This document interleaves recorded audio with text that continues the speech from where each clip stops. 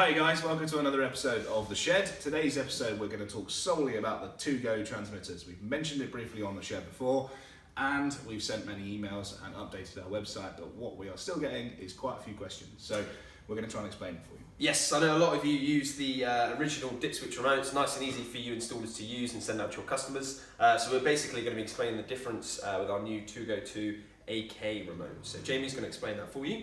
Yeah, the WP, that older dip switch remote, many of you are still using, and I can see the reasons why. Nice and easy to send out a new transmitter to a site that you've installed in the past, because you can just set the row of 10 dip switches and it will copy. That is now extinct and not available anymore. That's been replaced by the AK transmitter. The transmitters look very, very similar. The new remote is slightly smaller. However, the new remote does not have that row of 10 dip switches.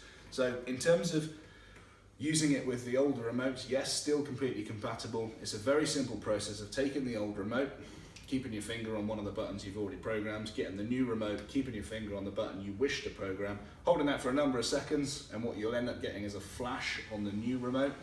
There we go, and that's cloned that transmitter.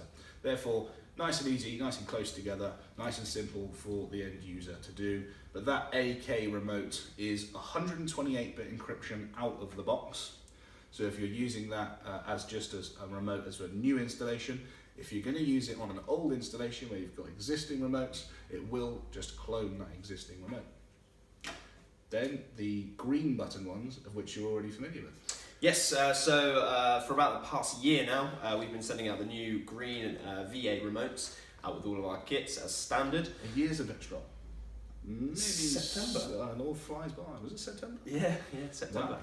Wow. So for about the past year or 11 months, so these are as standard out of the box 128-bit encryption. Now these can be used on new installs or existing installs, compatible there with the old TO.GOWP rolling code remote. To put them on old installs or existing panels, etc., all you have to do is hold the two buttons down together. Sporadically every now and then the lights will flash. This will do this for about 15 seconds.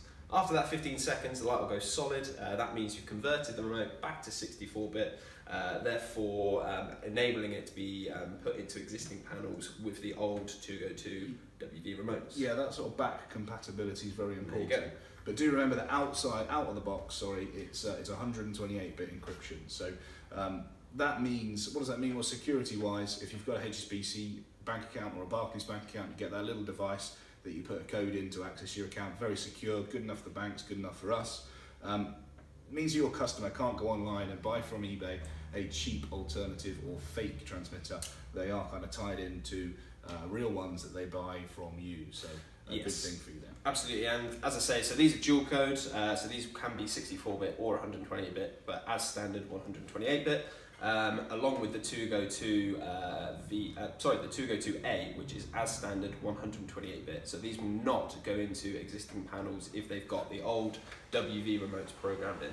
So the transitional period is the green buttons, and then in the future, say 6 months from now, I would say, when we're all into 128-bit installs, we can go back to the A remote, and then we're all singing from 128-bit hymn book, and we're all good from there. But I think from this week, that's about us. So look after our Twitter, YouTube, and various social media channels, and we'll see you again soon.